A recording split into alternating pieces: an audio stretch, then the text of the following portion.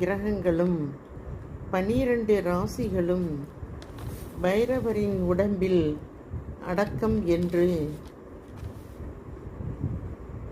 சொல்லப்படுகின்றது. பைரவர் என்றால் பக்தர்களின் பயத்தை நீக்குபவர் என்று பொருள். பைரவரை வழிபட்டால் நிச்சயம் உடனே கைமேல் பலன்கள் கிடைக்கும். இவரின் அருள் இருந்தால் அஷ்டசித்தியும் கைகூடும் என்பதில் மக்கள் நன்கு உணர்ந்ததால் சமீப காலங்களில் சிவ ஆலயங்களில் பைரவர் சன்னதியில் மக்கள் கூட்டம் அதிகரிக்க தொடங்கியுள்ளது. காலத்தின் கடவுளான கால பைரவர் தலைவிதியை மாற்றக்கூடிய ஆற்றல் கொண்டவர்.